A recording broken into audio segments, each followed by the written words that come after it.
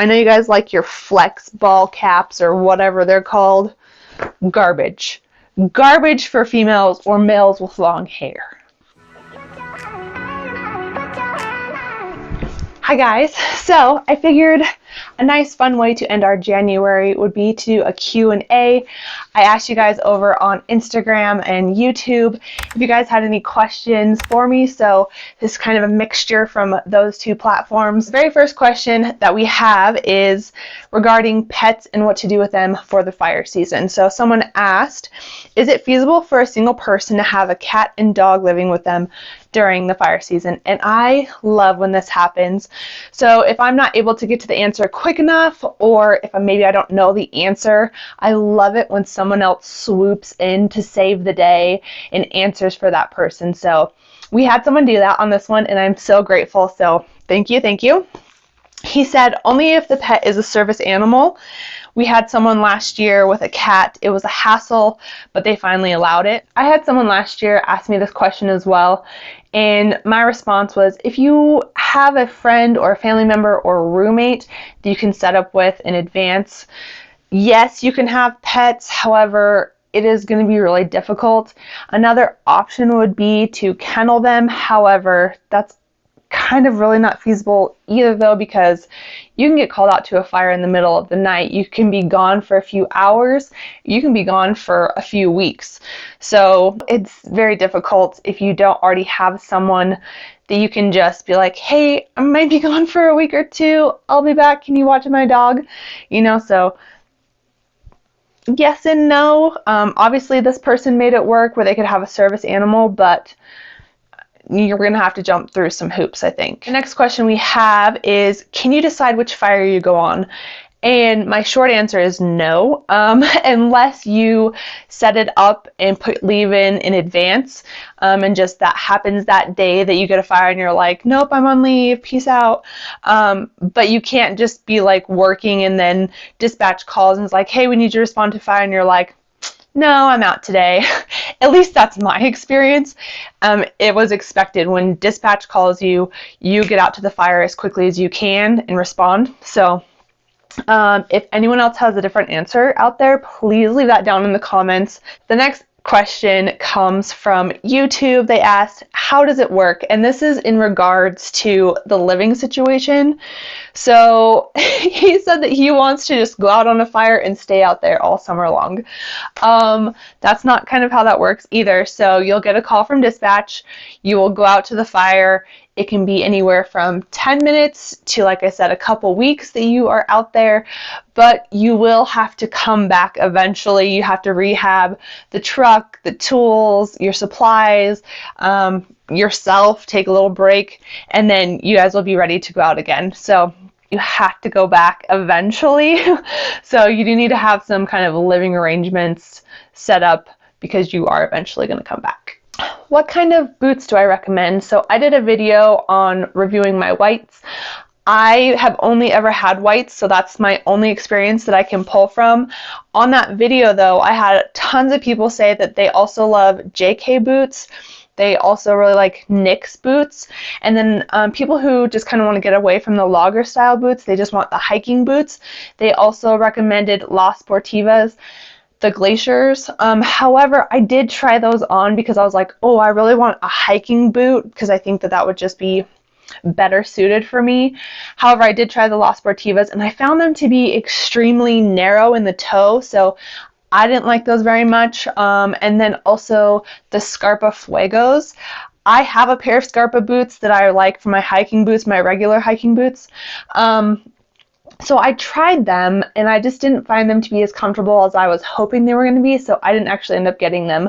But I do know some people like them and recommend them. So if you're not into whites, you have JK boots, NYX, the Las Sportivas, and then the Scarpas. Were some of the ones that people recommended. If someone wants to swoop in and save the day on this next question, please feel free to. So someone asked me, can you elaborate on the difference between timber litter and logging slash? And do only some fires have fingers? And I can answer the second part. So yes, only some fires have fingers. It just depends on the weather, fuels, the terrain. So it just kind of depends. Every fire is different. Now on the first part of your question, I'm not too sure. I did a little research and I will link a resource down in the description for you to check out. It kind of goes over the surface fire behavior tables. So if you go down to 4 and 6, which is the timber litter fuel models and the / blowdown fuel models, it's fire model 8, 9, 11, 12, and 13. So you can kind of review that and see if that's kind of going to answer your question for you. If not, anyone else, please feel free to leave that down in the comments for him. Sorry I couldn't have been more help on that one, but hopefully that resource kind of helps you out. I always get asked, what is the age cutoff to be a wildland firefighter? And the only thing that I can find is 35. However, I know for a fact that I fight fire with people who are more seasoned than 35. So if anyone out there in hiring or anyone who knows that answer, please leave that down in the comments for me so that I can give people the correct information on that. And if that's the answer, then I guess that's the answer, but I know for a fact there are older people than 35 doing fire. So, and then the last question that I get asked all the time as well is, what classes do I need to take to become a wildland firefighter?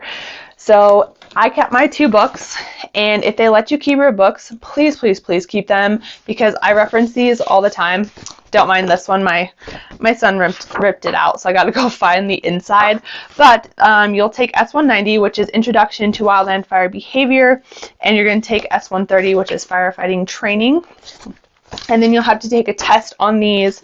You'll take your PAC test, and then you'll get your red card, and that's for your first season. And then anything after your first season, you're going to take RT130, which is refresher training, and it's kind of like a combination of the stuff just kind of condensed down, and then your PAC test, and then you'll get your red card. But in my experience, I didn't have to do any training beforehand, so if any of that has changed, please let me know.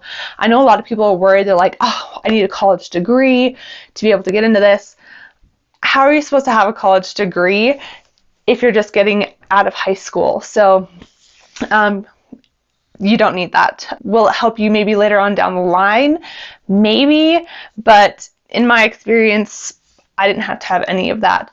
I literally put in my resume, got accepted, and then they trained me with all the training that I needed before going out on a fire. If anyone has any comments or wisdom, knowledge to share, please leave it down in the comments below so everyone can see and learn together. I would love that. Hopefully this video is helpful. Please give it a thumbs up if so, and I will see you guys in the next one. Bye guys. My Idaho sign fell down. For the longest time, it was very crooked. So if you go back to my videos, it's like on the wall. Stupid, real dumb. But she's still here. My gal. We just haven't put her back up yet. She's a bit heavy, so. But we're working on the background. You know, we got Danger Bear up there. Oh, Danger Bear. We got some sweet maps going on. Oh, also my BLM hat. That's an oldie but a goodie right there. And this is how you know it's a good one. I know I'm generalizing here, but the majority of you guys, don't be a-holes. There are women who have ponytails. Get ball caps that you can fit a ponytail through, please. I'm advocating for all females out there, or males who have long hair and want to put a ponytail or a braid or something through here. I want to be a part of the crew. I want to be able to wear a hat. I want to be able to wear my ponytail. Okay? I'm just advocating for all the other females out there. If the guys, or if you, or whoever is designing a hat for the crew, please, please, please, for the love of everything that is holy, put a hole for the ponytail in the back. That's all I'm saying. Velcro is best, because the ones with just like the metal and you have to like cinch it all weird, that's not fun for anybody. Not fun for anyone.